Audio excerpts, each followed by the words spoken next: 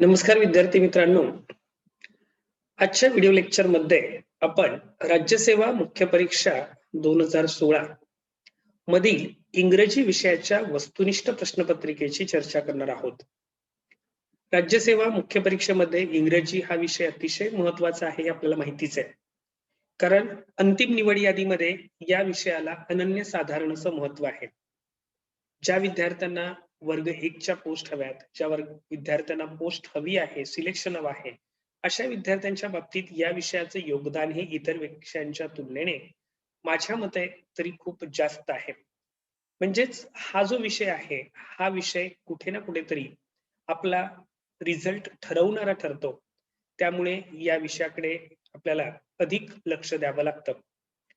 राज्यसेवा मुख्य परीक्षेचा विचार करता एकूण 100 गुणांसाठी तुम्हाला इंग्रजी विषयाचा अभ्यास करावा लागतोय. त्यामध्ये अर्थात जो डिस्क्रिप्टिव्ह पेपर आहे, ज्यामध्ये एसे असेल, प्रेसिज रायटिंग असेल किंवा समरी रायटिंग असेल, हा भाग आहे. आणि वस्तुनिष्ठ पेपर जो आहे, हा अर्थातच 50 गुणांसाठी आहे. हे 50 गुण खूप महत्वाचे आहेत, कारण याच्यातला एक एक गुण तुमच्यासाठी अतिशय महत्वाचा आहे. आणि म्हणून आपण आजपासून 2016 ते 2019 या दरम्यान झालेले जे राज्यसेवा मुख्य परीक्षेचे वस्तुनिष्ठ पेपर आहेत, त्या पेपरच्या बद्दल सविस्तर असं विश्लेषण करणार आहोत. अर्थात जुन्या प्रश्नपत्रिकांचं विश्लेषण करण्यामागचा हेतू जो आहे तो अगदी स्पष्ट आहे. ज्यावेळेला तुम्ही आयोगाच्या झालेल्या जुन्या प्रश्नपत्रिकांचा अभ्यास करता, त्यावेळेला तुमच्या अभ्यासास एक योग्य अशी दिशा प्राप्त होते. दुसरं महत्वाचं म्हणजे प्रश्नांचं स्वरूप आपल्या लक्षात येतं.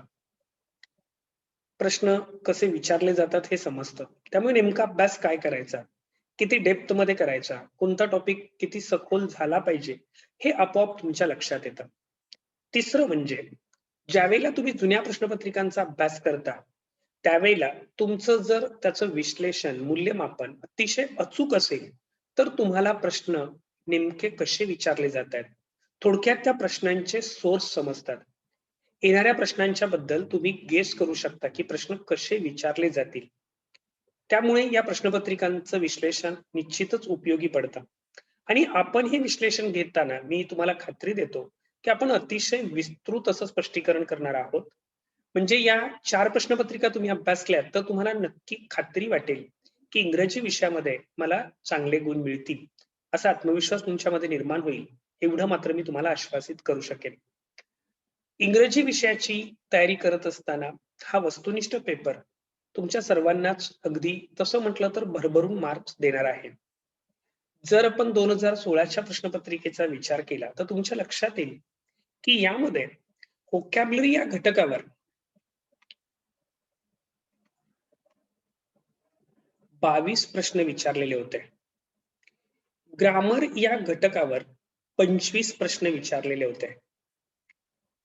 आणि कॉम्प्रेन्शन उतार्यावर 5 प्रश्न. कदाचित ही टोटल 2 ने जास्ती झाली असेल. 22 आणि 25 47 आणि 5 52. याचं कारण की कॉम्प्रेन्शनवर एक प्रश्न व्होकॅब्युलरीवर विचारलेला होता आणि एक प्रश्न ग्रामरवर विचारला होता. म्हणजे पॅसेजवर आधारित तसं म्हटलं तर फक्त 3च प्रश्न विचारलेले होते. इथे एक गोष्ट तुमच्या लक्षात येईल की व्होकॅब्युलरी आणि ग्रामर या 2 घटकांना समसमान महत्व असलेलं दिसून येईल. म्हणजे व्होकॅब्युलरीवर 22 प्रश्न आहेत, व्याकरणावर 25 प्रश्न, म्हणजे तितकासा फरक नाही. म्हणजे जवळपास जेवढे प्रश्न ग्रामरवर विचारलेले आहेत तेवढेच प्रश्न व्होकॅब्युलरीवर विचारलेत. पण मग प्रश्न असा आहे की आपण जेवढा ग्रामरचा अभ्यास करतो तेवढा व्होकॅब्युलरीचा अभ्यास करतो का? तर मला वाटतंय बहुतांशाचं उत्तर नाही असं येतं. जेवढा आपण ग्रामर या घटकाचा अभ्यास करतो तेवढा व्होकॅब्युलरीकडे आपलं लक्ष जात नाही. त्यामुळे व्होकॅब्युलरी या घटकाचा अभ्यास देखील निर्णायक ठरतो, हे या प्रश्नपत्रिकेवरून आपल्याला पहिल्यांदा लक्षात घ्यावं लागेल. व्होकॅब्युलरीमध्ये पण तुम्ही जर पाहिलं तर तुमच्या लक्षात येईल की जे प्रश्न विचारलेले आहेत एक साधारणपणे सिनॉनिम्स जे समानार्थी शब्द आहेत, या समानार्थी शब्दांच्यावर 5 प्रश्न विचारलेले आहेत. त्यानंतर अँटोनिम्स विरुद्धार्थी शब्द आहेत, याच्यावर 6 प्रश्न विचारलेत. त्याच्यानंतर वर्ड्स ऑफन कन्फ्यूज आपण ज्याला म्हणतो किंवा तुम्ही त्याला होमोनिम्स, होमोफोन्स असं जे म्हणता, त्या समउच्चारी शब्दावर, होमोनिम्सवर एक साधारणपणे 3 प्रश्न विचारलेले आहेत. त्याच्यानंतर इडियम्सवर 3 प्रश्न विचारलेले आहेत. वाक्प्रचारवर. इडियम्स याचा अर्थ वाक्प्रचार. इडियम्स आणि प्रोव्हर्ब्स या 2 संकल्पना वेगळ्यात लक्षात ठेवा. वाक्प्रचार आणि म्हणी. इडियम्स म्हणजे वाक्प्रचार, प्रोव्हर्ब म्हणजे म्हणी. तर इडियम्सवर 3 प्रश्न विचारलेले आहेत. त्याच्यानंतर अगदी इटिमॉलॉजीवर, मॉर्फॉलॉजीवर म्हणजेच प्रेफिक्स, सफिक्सवर सुद्धा 2 प्रश्न विचारलेले आहेत. प्रेफिक्स म्हणजे उपसर्ग, सफिक्स म्हणजे प्रत्यय. या घटकावर देखील 2 प्रश्न विचारलेत. एवढंच काय, तर करेक्ट स्पेलिंगवर 2 प्रश्न विचारलेत. करेक्ट स्पेलिंगवर 2 प्रश्न विचारलेत आणि वर्ड फॉर्मेशनवर 1 प्रश्न विचारलेला आहे.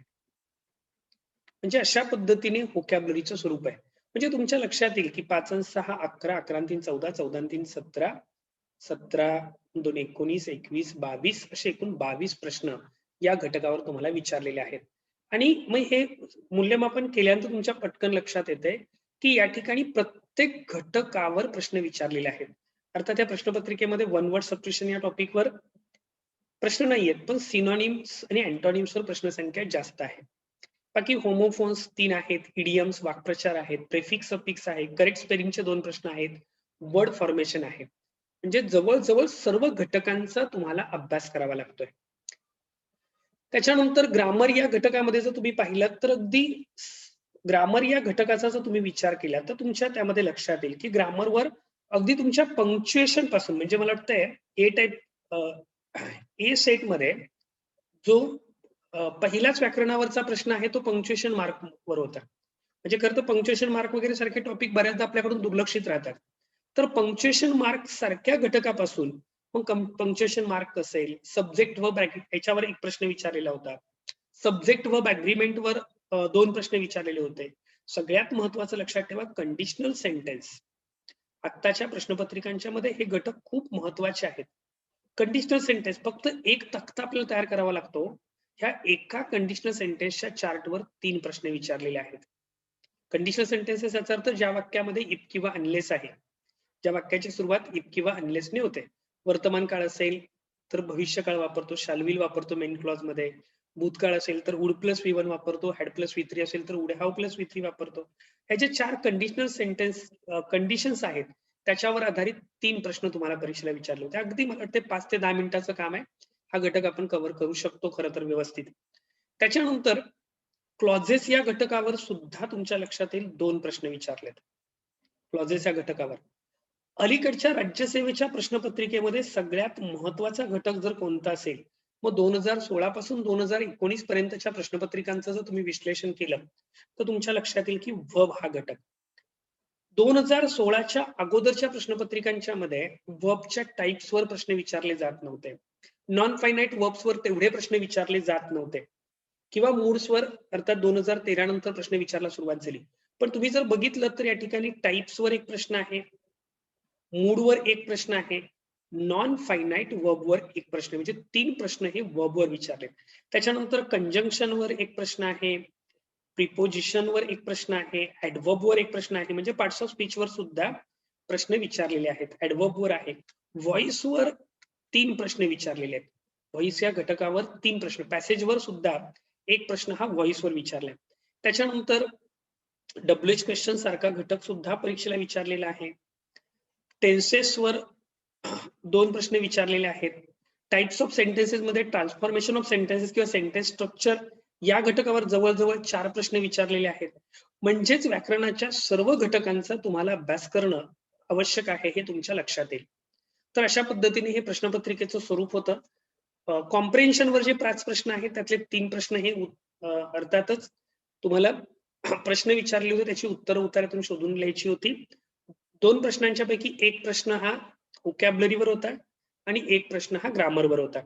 तर अशा पद्धतीचं हे प्रश्नपत्रिकेचं स्वरूप होतं. पण ऍक्च्युअल प्रश्न कसे होते याच्याबद्दल आपण आता चर्चा करणार आहोत.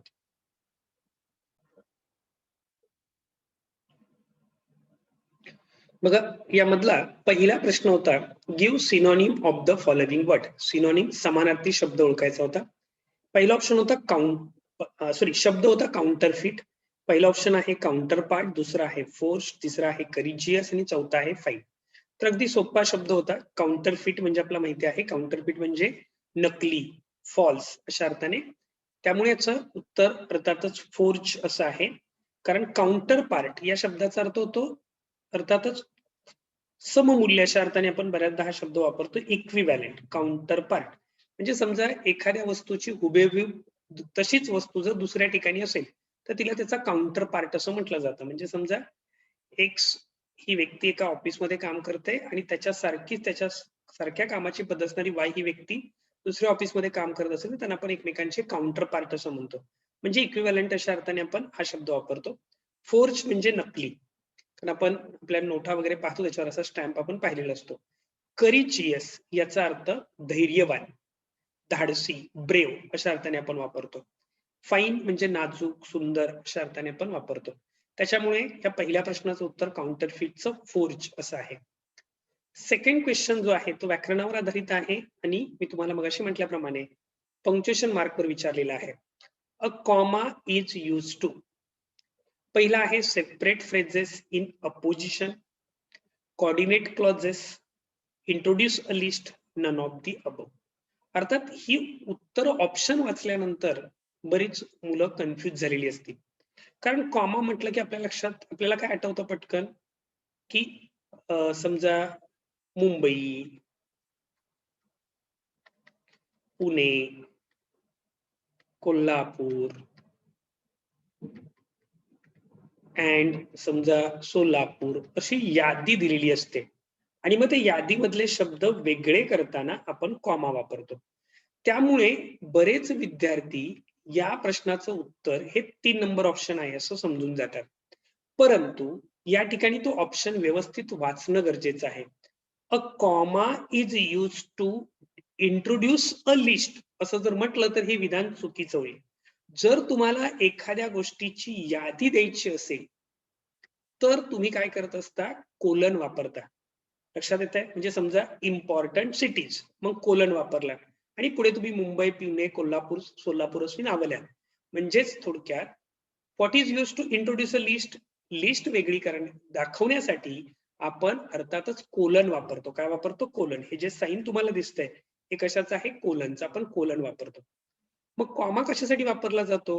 अर्थात कॉमा टू सेपरेट लिस्ट असं म्हणू शकतो किंवा to separate words in the list. त्या यादीमधले शब्द वेगळे करताना आपण कॉमा वापरतो. पण असं इथे कुठे लिहिलं नाही.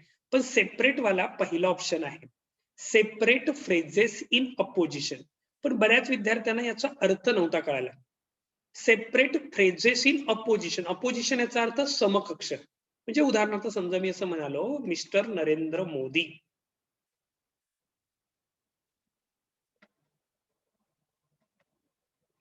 Prime minister of India. इथे आर्टिकल वापरलं जात नाही मित्रांनो. द प्राईम मिनिस्टर असं म्हणायचं नाही. When any noun or noun phrase is use in opposition, article is not used. Mister Narendra Modi आणि प्राईम मिनिस्टर ऑफ इंडिया ह्या दोन वेगळ्या व्यक्ती आहेत का? नाही. त्यामुळे प्राईम मिनिस्टर ऑफ इंडिया या फ्रेजला आपण काय म्हणतो? Phrase in opposition. आणि मग ही फ्रेज त्या नाउन पासून वेगळी करताना आपण कॉमा वापरलेत. म्हणून याचं उत्तर पहिला ऑप्शन असणार आहे. सेकंड ऑप्शन होता कोऑर्डिनेट क्लॉजेस. हा नियम तुम्ही मराठीमध्ये पण शिकलेला आहात. अर्थातच कोऑर्डिनेट क्लॉजेस म्हणजेच प्रधानत्व सूचक उभयान्वयी अव्ययांनी जर दोन वाक्य जोडली असतील तर ती वाक्य वेगळी करताना आपण अर्धविराम वापरतो, सेमी कॉलन वापरतो. त्यामुळे semicolon, a semicolon is use to coordinate clauses. 3 वाक्य लक्षात ठेवाल. A comma is use to separate phrases in apposition, a semicolon is use to coordinate clauses आणि a colon is use to introduce a list. बघा, एका प्रश्नातून आपल्या 3 प्रश्नांची तयारी होते आणि याच्यासाठी प्रश्नपत्रिकांचं विश्लेषण तुम्हाला आवश्यक आहे. तिसरा प्रश्न आहे, in which one of the following sentence does the subject agree correctly with the verb. अर्थात सब्जेक्ट वर्ब ऍग्रीमेंट वर हा प्रश्न आहे. अर्थात सब्जेक्ट वर्ब ऍग्रीमेंट हा टॉपिक म्हणजे काय? तर तुम्ही व्याकरणातल्या सर्व घटकांचा अभ्यास परिपूर्ण केलात की सब्जेक्ट वर्ब ऍग्रीमेंट ह्या टॉपिकची तयारी होते. तुम्ही प्रोनाउनचे नियम पाहिलेले आहेत, नाउन्सचे नियम तुम्हाला माहिती आहेत, ऍडजेक्टिव्हचे नियम माहिती आहेत किंवा टेन्सेस तुम्हाला माहिती आहेत. मॉडल ऑक्झिलरीज माहिती आहेत, हेल्पिंग वर्ब्स माहिती आहेत, असं सर्वांचा अभ्यास झाला की आपोआपच तुमचा सब्जेक्ट वर्ब ॲग्रीमेंट ह्या टॉपिकचा अभ्यास पूर्ण होतो.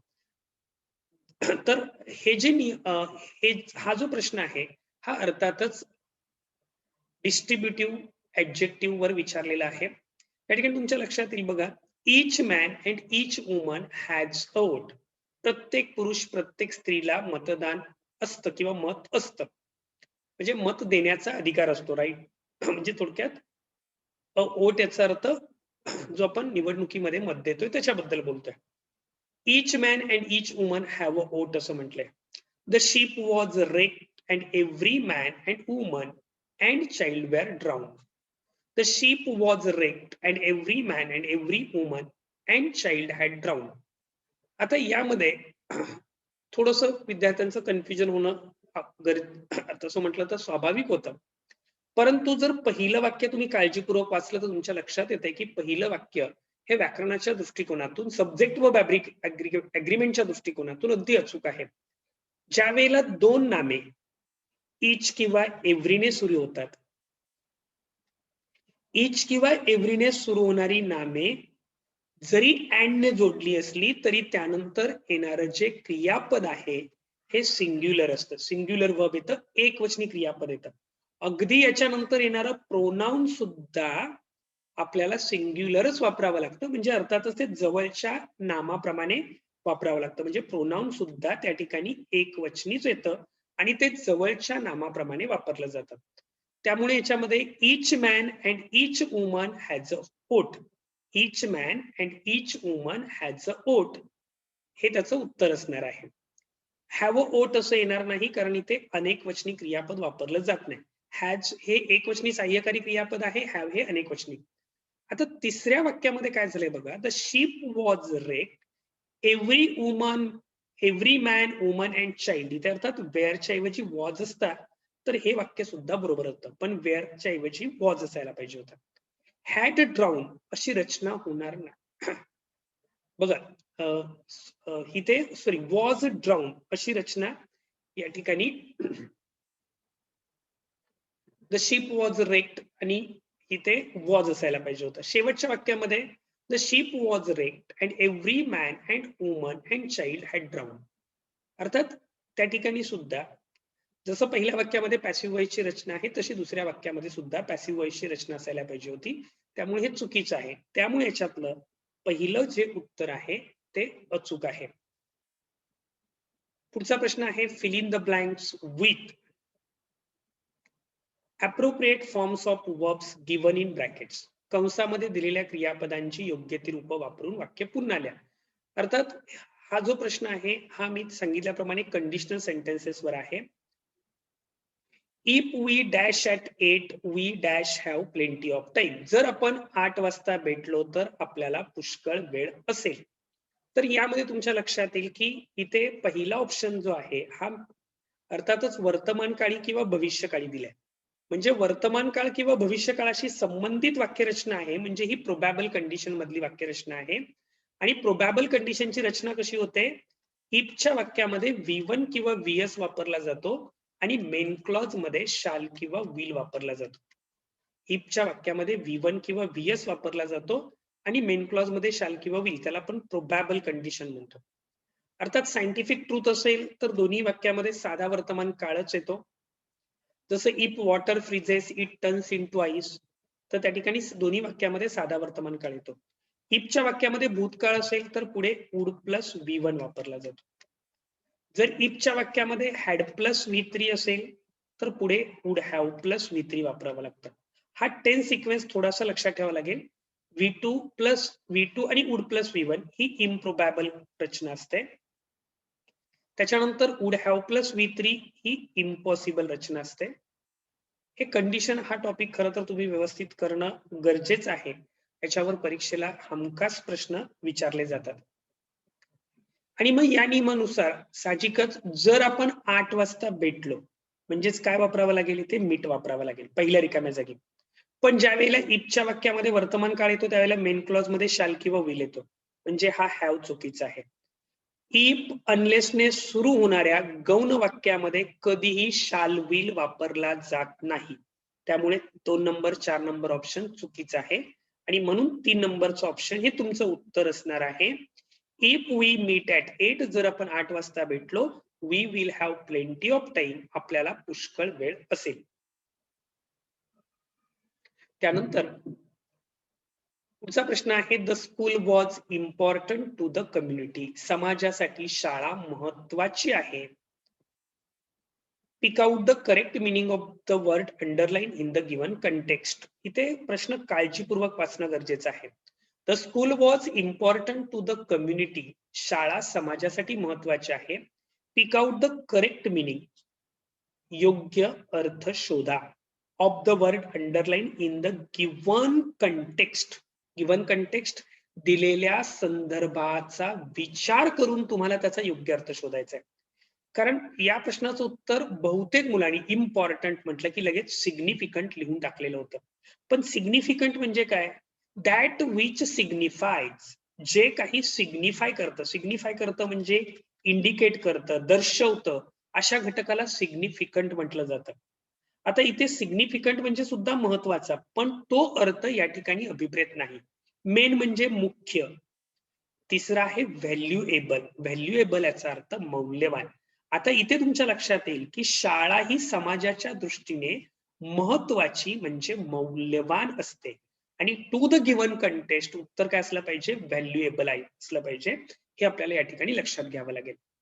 त्याच्यानंतर क्रिटिकल म्हणजे निर्णायक, आवश्यकच असते. पण आवश्यक आणि क्रिटिकल म्हणजे इम्पॉर्टंट हा अर्थ तितकासा जुळणार नाही. क्रिटिकल याचा अर्थ जी गोष्ट अगदी डिसिजिव्ह, कंपल्सरी असणं गरजेचं आहे. आणि क्रिटिकल हा शब्द बऱ्याचदा आपण निगेटिव्ह मिनिंग मध्ये डेंजरस, फ्युरियस अशा अर्थाने देखील वापरतो. त्यामुळे हे त्याचं उत्तर असू शकणार नाही. व्हॅल्युएबल हा 3 नंबरचा ऑप्शन त्या प्रश्नाचं उत्तर होतं. 56 नंबरचा क्वेश्चन आहे, अर्थात तोही व्होकॅब्युलरीवर आधारित आहे. He wants to cultivate his mind, त्याला त्याच्या मनाची मशागत करायची आहे. तर मनाची मशागत म्हणजे शेताची मशागत कळते आपल्याला. मनाची मशागत करायची म्हणजे मनात काय नांगर फिरवता येत नाही, बरोबर, खुरपता येत नाही, त्याचं तण काढता येत नाही. मनाची मशागत करायची आहे याचा अर्थ मन आपल्याला चांगल्या विचारांनी समृद्ध करायचंय. He wants to cultivate his mind. मग पहिली गोष्ट, ग्रो हा शब्द मन वाढवायचंय का? नाही. इनरिच समृद्ध करण्याचा अर्थ होतोय. फर्टिलाइज म्हणजे त्याला खतपाणी घालायचंय. कीप स्वीट गोड ठेवायचंय नाही ना. मन काय करायचंय? समृद्ध करायचंय. आणि how can you enrich your mind, तुम्ही तुमचं मन कसं समृद्ध कराल? विथ ओनली पॉझिटिव्ह थॉट्स, सकारात्मक विचारांनी. विथ गुड थॉट्स, सुविचारांनी मन समृद्ध कराल. त्यामुळे इनरिच हा त्या कल्टिवेट ह्या शब्दाचा अर्थ आहे. नेहमी लक्षात ठेवायचं, इंग्रजीमध्ये no two words have exact same meaning. कोणत्याही दोन शब्दाचा अर्थ जसाच्या तसा समान नसतो. त्याचा अर्थ तुम्हाला त्या कंटेक्स्टने घ्यावा लागतो. आणि म्हणून ह्या प्रत्येक प्रश्नामध्ये काय म्हटलंय बघा, identify the correct meaning of the underline in the given context.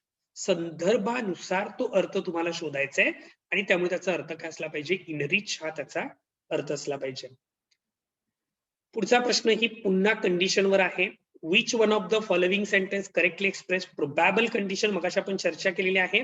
प्रोबॅबल condition मध्ये इफच्या वाक्यामध्ये V1 किंवा VS म्हणजे क्रियापदाचं मूळ रूप किंवा क्रियापदाला SES प्रत्यय म्हणजेच सिंपल प्रेझेंट टेन्स वापरतात. तर मेन क्लॉज मध्ये शाल किंवा विल वापरला जातो. आणि मग या नियमानुसार नजर टाकल्या पूर्ण वाक्य वाचायची गरज नाही. इथे हॅड आहे, इथे वर्कड आहे, इथे वर्कड आहे, म्हणजे ही उत्तरं असू शकत नाहीत. कोणतं उत्तर असणार आहे? इफ ही वर्क सॅटिस्फॅक्टरली, जर त्याने समाधानाने काम केलं, ही समाधानकारकरित्या काम केलं, ही विल बी प्रमोटेड, त्याचं अर्थातच प्रमोशन होईल. मग या ठिकाणी पहिल्या वाक्यामध्ये वर्क्स म्हणजे सिंपल प्रेझेंट टेन्स आहे. दुसऱ्या वाक्यामध्ये विल बी आलेलं आहे, म्हणजे शाल किंवा विल सिंपल फ्युचर टेन्स आहे. म्हणजे पहिलं वाक्य हे प्रोबॅबल कंडिशन मध्ये आहे. त्यामुळे पुन्हा एकदा मित्रांनो सांगतोय की प्रोबॅबल ह्याच्या कंडिशनल सेंटेन्सचा तक्ता आहे, तो अतिशय व्यवस्थित पाठ करून जा. त्याच्यानंतर पुढचा प्रश्न व्होकॅब्युलरीवर आहे. Choose one word that is most closely opposite in meaning to the capitalized word. Capital मध्ये लिहिलेला शब्द जो आहे त्याचा अपोजिट मिनिंगचा अर्थ तुम्हाला शोधायचा आहे. ऍडमोनिशन, ऍडमोनिशन असं आपण म्हणतो त्यावेळेला साहजिकच ऍडमोनिशन हा शब्द आपण फर्म वॉर्निंग, एखाद्याला सक्त ताकीद देतो किंवा रिप्रिमांड, त्यातला खडसावून सांगतो, अशा वेळेला ऍडमोनिशन हा शब्द वापरला जातो. पण तुम्हाला याचा अपोजिट लिहायचं आहे, अर्थात वॉर्निंग, थ्रीट हे त्याचे सिनोनिम्स आहेत. फिअर म्हणजे भीती, अर्थात एखाद्याला खडसावून सांगणं, त्याचा विरुद्धार्थ भीती होणार नाही. एखाद्याला आपण इशारा देतोय याच्याऐवजी समोरच्याला काय करावी लागते, रिक्वेस्ट करावी लागते. त्यामुळे याचा अँटोनिम कोणता आहे, ऍडमोनिशनचा रिक्वेस्ट हा त्याचा अँटोनिम विरुद्धार्थी शब्द आहे. 59 जो क्वेश्चन आहे हा टेन्सेस वर आधारित होता. Identify the correct sentence. She has been ill for 2 days. 2 दिवस ती आजारी आहे. हा नियम आपण अगदी लक्षात ठेवा. काही शब्द असे आहेत ना ज्यांच्याशिवाय आयोगाचा पेपर पूर्णच होत नाही. त्यामध्ये पहिलं म्हणजे कंडिशनल सेंटेन्सेस आणि दुसरं म्हणजे हे सिन्स किंवा फॉर. जर वाक्यामध्ये सिन्स किंवा फॉर आहे तर त्या वाक्यामध्ये हॅव, हॅज हा असलाच पाहिजे. अर्थात सिन्स फॉरच्या वाक्यामध्ये जर नॉन ऍक्शन वर्ब असेल, सिन्स फॉरच्या वाक्यामध्ये जर नॉन ऍक्शन वर्ब असेल तर अशा वाक्यामध्ये आपण प्रेझेंट परफेक्ट टेन्स वापरतो. हॅव, हॅज प्लस V3 वापरलं जातं. किंवा एखादी क्रिया भूतकाळात सुरू झालेली आहे आणि या क्षणी संपलेली आहे किंवा या क्षणापर्यंत तिचा उल्लेख केलेला असेल तर आपण प्रेझेंट परफेक्ट टेन्स वापरतो. परंतु जर एखादी प्रोलॉंग ऍक्शन असेल, म्हणजे जी भूतकाळात सुरू झालेली आहे, अद्याप चालू आहे, पुढेही चालू राहणार आहे, म्हणजे I have been studying for MPSC exams for last 5 years. गेली 5 वर्ष मी MPSCच्या परीक्षांचा अभ्यास करत आलेलो आहे. 5 वर्षापूर्वी सुरुवात केली, आत्ताही करतोय, कदाचित पुढेही ती क्रिया चालू राहील. असं असेल तर आपण प्रेझेंट परफेक्ट कंटिन्युअस टेन्स वापरतो. प्रेझेंट परफेक्ट कंटिन्युअस टेन्स म्हणजे हॅव किंवा has plus been plus verb plus ING वापरतो. हॅव बीन किंवा has been plus verb plus ING वापरतो. म्हणजेच सिन्स किंवा फॉर जर वाक्यामध्ये आहे, सिन्स जो आहे तो क्रिया सुरू होण्याच्या निश्चित वेळेपूर्वी, since 1995, since 2000, since morning, since Monday, since 8 o'clock अशी नेमकी क्रिया सुरू होण्याची वेळ दिली असेल तर वापरतो. आणि फॉर जो आहे असा कॅल्क्युलेटेड टाइम बरोबर वापरतो. For 2 days, for 3 years, for the last 10 years. लक्षात ते फॉर द मॉर्निंग अशा अर्थाने आपण फॉर वापरतो. त्यामुळे हे पहिले वाक्याची रचना बरोबर आहे. She has been ill for 2 days. 2 दिवस ती आजारी आहे. त्यामुळे ते हॅज बीन बरोबर आहे. My daughter has written a letter to me last week. बघा याच स्वरूपाचे प्रश्न पुढच्या परीक्षांना सुद्धा तुम्हाला विचारलेले दिसून येतील. My daughter has written a letter to me last week. गेल्या आठवड्यामध्ये माझ्या मुलीने मला पत्र लिहिलेलं आहे. याच्यामध्ये जो सिग्नल वर्ड आहे तो लास्ट. लाख मोलाचं वाक्य आहे हे लक्षात ठेवा. जर वाक्यामध्ये लास्ट असेल, प्रिव्हियस असेल, ॲगो असेल किंवा काही वेळेला बिफोर नंतर भूतकाळातल्या वेळेचा उल्लेख असेल किंवा पास्ट टाइम असेल, भूतकाळातली एखादी वेळ दिलेली असेल, म्हणजे उदाहरणार्थ last month, last year, last week, last day, the previous month, the previous week, the previous year, म्हणजे मागील आठवड्यात, मागील महिन्यात, गेल्या महिन्यात, गेल्या आठवड्यात. ॲगो, अ मिनिट ॲगो, एका मिनिटापूर्वी जरी आला, before my marriage, before that event, असं जर काय असेल, अर्थात बिफोरची जी रचना आहे ही कशी आहे त्याच्यावर आहे. पण याच्यामध्ये सगळ्यात महत्वाचं म्हणजे की बिफोर हा बऱ्या काही वेळेला आपण पास्ट परफेक्ट टेन्स बरोबर जर कंपाऊंड किंवा कॉम्प्लेक्स सेंटेन्स असेल तर वापरतो. पण लास्ट, प्रिव्हियस, ॲगो आणि यस्टरडे हा शब्द, यस्टरडे म्हणजे काल, आणि भूतकाळातली वेळ, इन 1995, इन 2003, इन 1947 अशी भूतकाळातली वेळ असेल तर लक्षात ठेवा एवढेच शब्द लक्षात ठेवायचे आहेत.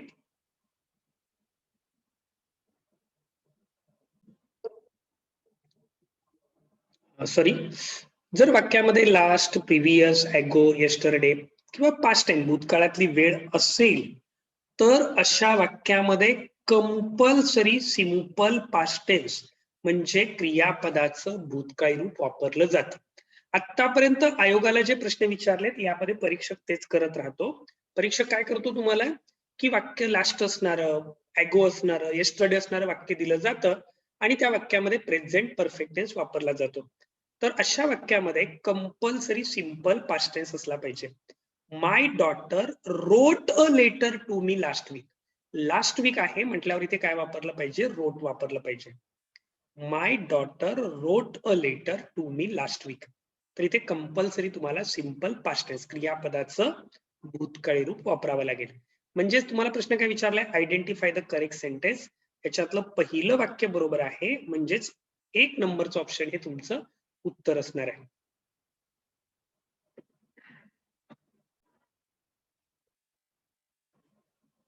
पुढील प्रश्न जो आहे हा शब्दसंग्रहावर आधारित आहे.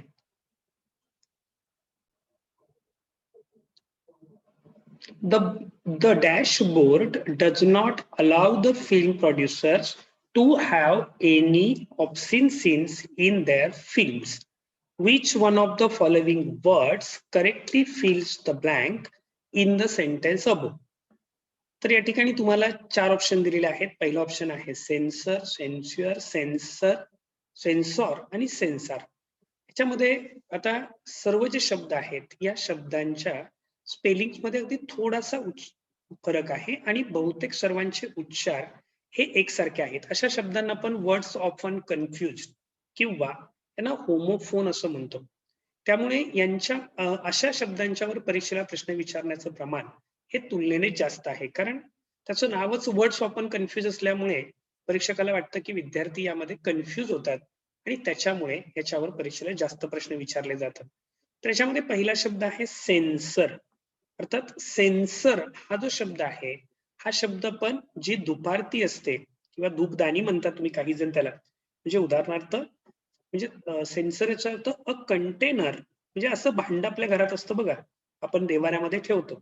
अ container in which incense burn, जिथे धूप अगरबत्ती आपण जाळतो त्या भांड्याला पण सेन्सर असं म्हणतो. मग अर्थात इथं सेन्सॉर बोर्ड अपेक्षित आहे, त्यामुळे हा ऑप्शन उत्तर असणार नाही. सेन्स्युअर, सेन्स्युअर या शब्दाचा जो अर्थ आहे अर्थातच एखाद्यावर टीका करणं, टीका टिप्पणी करणं अशा अर्थाने आपण सेन्स्युअर हा शब्द वापरतो. म्हणजेच थोडक्यात दोषारोप करणं अशा अर्थाने आपण वापरतो. म्हणजेच express severe disapproval, express severe disapproval, नापसंती व्यक्त करणं किंवा थोडक्यात दोषारोप करणं अशा अर्थाने सेन्स्युअर हे वर्ब वापरलं जातं. सेन्सॉर हा जो शब्द आहे हा शब्द आपण वर्ब म्हणून सुद्धा वापरतो, ऍडजेक्टिव्ह म्हणून सुद्धा वापरला जातो आणि त्याच्यामुळे the censor board, censor board म्हणजे थोडक्यात की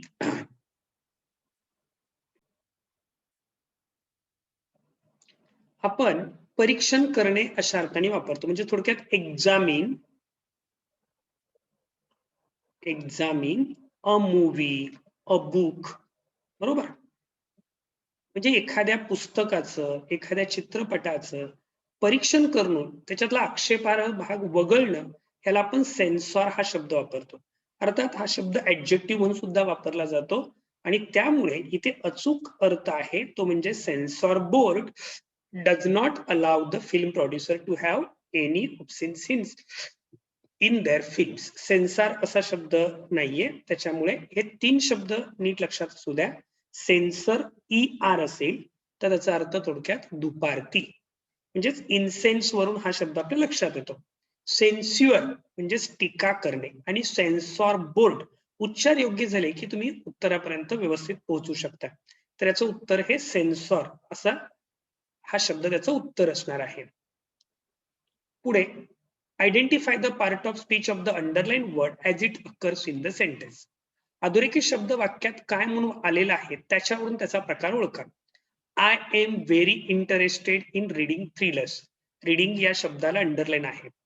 मला अर्थातच आय एम व्हेरी इंटरेस्टेड, मला रुची आहे इन रीडिंग थ्रिलर्स, थ्रिलर्स वाचण्याची, म्हणजेच याचा अर्थ वाचणे असा झालाय, म्हणजेच हे क्रियेला दिलेलं नाव आहे. लक्षात ठेवा, क्रियापदाच्या आयएनजी युक्त रूपाचा उपयोग जर आपण नाउन म्हणून केला, क्रियापदाच्या आयएनजी युक्त रूपाचा उपयोग जर आपण नाउन म्हणून केला तर त्याला आपण जेरंड असं म्हणतो. काय म्हणतो? जेरंड. आणि या ठिकाणी I am very interested in reading thrillers, गोष्टी वाचण्यात मला, म्हणजे थोडक्यात थ्रिलर्स वाचण्यात म्हणजे ज्या रोमांचित करणाऱ्या गोष्टी वाचण्यात मला रुची आहे, वाचणे या कृतीत रुची आहे, म्हणजेच या ठिकाणी क्रियापदाच्या आयएनजी युक्त रूपाचा उपयोग हा नाम म्हणून केला. खरं तर क्रियापदाची आयएनजी युक्त रूप जे आहेत ही वाक्यामध्ये 3 प्रकारे वापरली जातात. एक म्हणजे क्रियापद म्हणून, समजा उदाहरणार्थ आय एम स्विमिंग, मी पोहत आहे, तर स्विमिंग हे वर्ब म्हणून वापरलं. किंवा I saw a swimming girl, मी पोहणारी मुलगी पाहिली. I saw a swimming girl, याच्यामध्ये स्विमिंग हा जो शब्द आहे तो गर्ल या नामाबद्दल माहिती सांगतोय, म्हणजे ते ऍडजेक्टिव्ह झालं. आणि जर मी समजा त्या कृतीचाच उपयोग वाक्याचा कर्ता म्हणून करत असेल, क्रियापदाचं कर्म म्हणून करत असेल, प्रिपोजिशनचं कर्म म्हणून करत असेल, तर त्याला आपण साहजिकच काय म्हणत असतो की नाउन म्हणत असतो. म्हणजे उदाहरणार्थ swimming is a good exercise, पोहणे हा चांगला व्यायाम आहे. या ठिकाणी स्विमिंग या शब्दाचा अर्थ पोहणे असा झाला. स्विमिंग या शब्दाचा अर्थ पोहणे असा झाला, म्हणजे ते कृतीला दिलेलं नाव झालं, म्हणजे हे नाउन म्हणून वापरलंय. याच्यामध्ये महत्वाचा मुद्दा असा लक्षात असू द्या, when ing form of the verb is used as a verb or an adjective, it is called present participle. तेव्हा त्याला आपण प्रेझेंट पार्टिसिपल असं म्हणतो. and when ing form of verb is used as a noun, when ing form of a verb is used as noun, it is called gerund. त्याला काय म्हटलं जातं? Gerund असं म्हटलं जातं, धातू साधित नाम असं म्हणतो. तर या वाक्यामध्ये साहजिकच इथे शब्दयोगी अव्ययानंतर आयएनजी हा जो शब्द आलेला आहे तो जेरंडचं काम करतोय, म्हणजे वाक्यात नामाचं काम करतोय. त्यामुळे पार्ट्स ऑफ स्पीच काय असणार आहे? नाउन ही त्याची पार्ट ऑफ स्पीच असणार आहे, शब्दाची जात असणार आहे. पुढे, the boy who stole the watch was caught. The underline clause in the above sentences. Option 1 आहे नाउन क्लॉज, 2 आहे ऍडजेक्टिव्ह क्लॉज, 3 आहे ऍडवर्ब क्लॉज, 4 आहे वर्ब क्लॉज. अर्थात वर्ब क्लॉज हा क्लॉजचा प्रकार नसतो, त्यामुळे तो ऑप्शन एकदम कट, म्हणजे 4 नंबरचा ऑप्शन इथला तुमचा एकदम कट झाला. आता the boy who stole the watch, मुलगा ज्याने घड्याळ चोरलं, वॉज कॉट, तो पकडण्यात आला. म्हणजे ज्या मुलाने घड्याळ चोरलं त्याला पकडण्यात आलं. इथे तुम्हाला क्लॉज अंडरलाईन करून दिलाय, फक्त त्याचा प्रकार ओळखायचा. शाळेत असताना तुम्हाला क्लॉज अंडरलाईन करायचं माहिती होतं, हू पासून पुढे आपण अंडरलाईन करून टाकायचो. आता हा सबऑर्डिनेट क्लॉज आहे. अंडरलाईन केलेला क्लॉज कोणता आहे? सबऑर्डिनेट क्लॉज आहे. हा सबऑर्डिनेट क्लॉज कुणाबद्दल माहिती सांगतोय? तर बॉय बद्दल. बॉय हे काय आहे वाक्यात? नाउन आहे. नाउन बद्दल माहिती सांगणारा क्लॉज काय असणार आहे? अर्थातच ऍडजेक्टिव्ह क्लॉज असणार आहे. काय असणार आहे? Adjective clause. म्हणजेच नामाबद्दल माहिती सांगणाऱ्या शब्दाला आपण ऍडजेक्टिव्ह म्हणतो, नामाबद्दल माहिती सांगणाऱ्या शब्दाला आपण ऍडजेक्टिव्ह म्हणतो. तसंच नामाबद्दल माहिती सांगणाऱ्या सबऑर्डिनेट क्लॉजला ऍडजेक्टिव्ह क्लॉज असं म्हटलं जातं. ऍडजेक्टिव्ह क्लॉज ओळखण्याचा साधा सोपा शॉर्टकट म्हणजे कोणत्याही नामानंतर किंवा सर्वनामानंतर दॅट, त्याचबरोबर रिलेटिव्ह प्रोनाउन किंवा रिलेटिव्ह ऍडवर्ब. रिलेटिव्ह प्रोनाउन कोणती? हू, अर्थात दॅट हे सुद्धा रिलेटिव्ह प्रोनाउन आहे. Who, whom, whose, which. त्याचबरोबर relative adverb when, where, why यासारखी. म्हणजे ते तुमच्या लक्षात येईल की नामानंतर किंवा सर्वनामानंतर जर लगेच दॅट किंवा who, whom, whose, which, when, where, why या WH वर्डनी सुरू होणारा जर क्लॉज असेल तर तो क्लॉज कोणता असतो? ऍडजेक्टिव्ह क्लॉज असतो. कारण तो क्लॉज कुणाबद्दल माहिती सांगतो? नामाबद्दल. आणि म्हणून या ठिकाणी कोणतं उत्तर असणार आहे? 2 नंबरचं ऑप्शन हे तुमचं उत्तर असणार आहे. एकच वाक्य अंडरलाईन केलेलं नाउन क्लॉज ऍडव्हर्ब क्लॉज मध्ये वगैरे असू शकत नाही. त्यामुळे ए अँड सी सुद्धा त्याचं उत्तर असणार नाही. त्यामुळे उत्तर काय आहे? फक्त बी ओनली. पुढचा प्रश्न आहे combine the two sentences to form a complex sentence. अर्थात हा प्रश्न आयोगाने रद्द केलेला होता. अंतिम गुणपत तालिकेमध्ये हा प्रश्न आयोगाने रद्द केलेला होता. अर्थात त्याच्यामध्ये काही ऑब्जेक्शन्स असतील, पण जर समजा आपण याचं उत्तर काढायचं म्हटलं तर वाक्याचा अर्थ काय होतोय? Let men sow anything they will reap its fruits.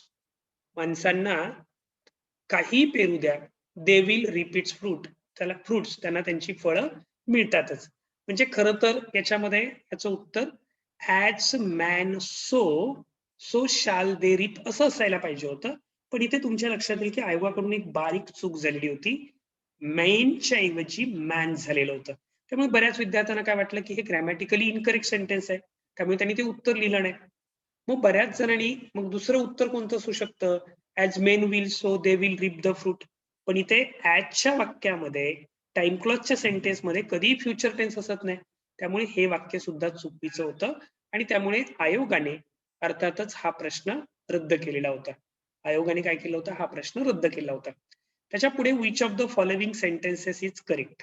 खालीलपैकी कोणतं वाक्य करेक्ट आहे? मगाशीच मी तुम्हाला सांगितलं सिन्स आणि फॉर हे खूप महत्वाचे शब्द आहेत एमपीएससीच्या दृष्टिकोनातून. पहिला आहे they have been married for 5 years. ते 5 वर्ष झालेत विवाह, त्यांच्या विवाहात ते विवाहित झाले किंवा त्यांचा विवाह झाला, त्याला 5 वर्ष झालेली आहेत. म्हणजेच या ठिकाणी कालावधीचा उल्लेख आहे, म्हणजे फॉर वापरावा लागेल.